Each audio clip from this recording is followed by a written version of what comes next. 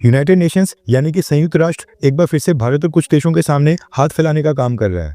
United nation literally ऐसे मदद मांग रहा है जैसे मानो हमारे पास सोने की खदान हो या फिर बिलियन ऑफ डॉलर्स के क्रूड ऑयल के रिजर्व्स। लेकिन क्या भारत के प्रधानमंत्री मोदी जी को यूनाइटेड नेशंस की मदद करनी चाहिए या फिर नहीं, ये वीडियो को एंड तक देखिएगा, आपको पता चल जाएगा।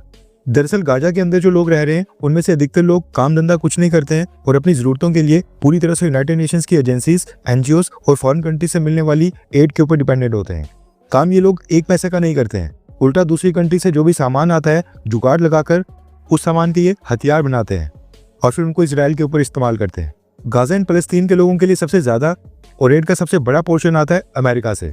और न सिर्फ गाजा बल्कि ह्यूमैनिटेरियन रिलीफ के लिए दुनिया भर में जो भी काम हो रहे हैं उनमें सबसे बड़ी मदद और सबसे बड़ा कंट्रीब्यूशन अमेरिका ही करता है। लेकिन हुआ ये कि जनवरी में प्रेसिडेंट पद की शपथ लेने के बाद डोनाल्ड ट्रंप ने यूएसएड और बाकी अमेरिकन एजेंसीज की तरफ से जाने वाली सारी फंडिंग पूरी तरह से रोक दी है और एक भी यूएस डॉलर्स ह्यूमैनिटेरियन एड के रूप में देने से इनकार कर दिया था।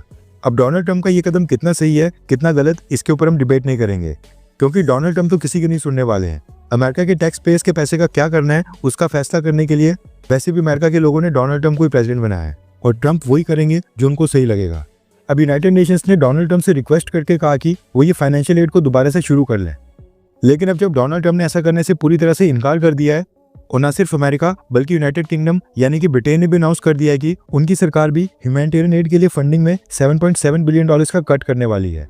इसके बाद यूनाइटेड नेशंस ऑफ फंडिंग के लिए भारत और कुछ अमीर देशों के पास आ गया है। रेफरेंस के लिए आपकी स्क्रीन के ऊपर अल जजीरा के आर्टिकल का स्क्रीनशॉट है जो कि इसी तरह का प्रोपेगेंडा फैलाता है। दरअसल UN under secretary general for humanitarian affairs and emergency relief coordinator Tom Fletcher ने भारत और बाकी देशों के सामने अपील दायर की है, यानी एक तरह से रिक्वेस्ट की है। टॉम फ्लेचर का कहना है कि उनको फंडिंग में जो शॉर्टेज आ रही है उसके कारण 300 मिलियन यानी कि 30 करोड़ लोग अर्जेंट बेसिस के ऊपर प्रभावित होने वाले हैं और इनमें से कई सारे लोग तो मारे भी जा सकते हैं क्योंकि उनके पास जो ह्यूमैनिटेरियन एड और फंड्स है वो बिल्कुल ड्राई हो रहे हैं, यानी कि खत्म होने की कगार पर आ गए हैं। हमें गाजा और दुनिया भर में कई सारे ह्यूमैनिटेरियन कम्युनिटी प्रोग्राम्स को बंद करना पड़ रहा है। अकेले फरवरी महीने में हमने अपने 10% स्टाफ को नौकरी से निकाल दिया है क्योंकि हमारे पास उनको देने के लिए सैलरी तक नहीं है। उन्होंने कहा कि गाजा में सप्लाईज खत्म होने की कगार पर आ गई हैं और न सिर्फ गाजा बल्कि सीरिया, अफ्रीका और दुनिया के बाकी हिस्सों में भी ह्यूमैनिटेरियन एड और फंडिंग की समय सख्त जरूरत है। टॉम फ्लेचर ने कहा कि हम बस अमेरिका से अपील नहीं कर रहे हैं, बाकी देशों की राजधानी जाकर वहां की गवर्नमेंट से भी बातचीत करके फंड्स इकट्ठा करने की कोशिश कर रहा हूं।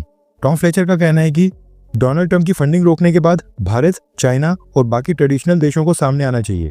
दूसरी कंट्रीज को अपनी फंडिंग को बढ़ा देना चाहिए ताकि अमेरिका की जो स्पेस खाली हुई है उसको भारत, चाइना और इस तरह के देश भर सकें। अब भारत सरकार की बात करें तो भारत सरकार ज्यादातर कंट्रीज को बायलैटरल एड देती है, यानी डायरेक्ट एड उसी कंट्री को पहुंचा दी जाती है जो क्राइसिस में होती है। साल 2001 से अब तक भारत ने दुनिया के 65 से ज्यादा देशों को 14 बिलियन डॉलर्स की असिस्टेंस दी है और साथ में 32 बिलियन डॉलर्स की लाइन ऑफ क्रेडिट भी दी है। लेकिन जो यूनाइटेड नेशंस की एजेंसीज होती हैं उनको भारत से कम फंडिंग जाती है। इसमें से United Nations agency for Palestine refugees को भारत की सरकार 5 मिलियन डॉलर हर साल देती है और इसके साथ ही UN central emergency response fund को 5 लाख यूएस डॉलर्स हर साल दिए जाते हैं। उसके अलावा जो यूनाइटेड नेशंस की बाकी एजेंसीज हैं उनको कभी पैसा दिया जाता है और किसी साल नहीं दिया जाता है। लेकिन अब डोनाल्ड ट्रंप की फंडिंग को रोकने के बाद यूनाइटेड नेशंस भारत के ऊपर दबाव डाल रहा है कि भारत अब अपनी फंडिंग के अमाउंट को पिछले सालों के मुकाबले बढ़ा दे और रिलीफ वर्क में कंट्रीब्यूशन और फंडिंग को इंक्रीज करे। अब यूनाइटेड नेशंस की एजेंसीज को पैसे देने या फिर नहीं, ये तो खैर मोदी सरकार फैसला लेगी। लेकिन आपका क्या मानना है कि डायरेक्ट कंट्रीज को मदद दे देना क्या ये सही तरीका है या फिर यूनाइटेड नेशंस के थ्रू ही मदद देनी चाहिए? नीचे कॉमेंट करके अपनी राय जरूर बताएं।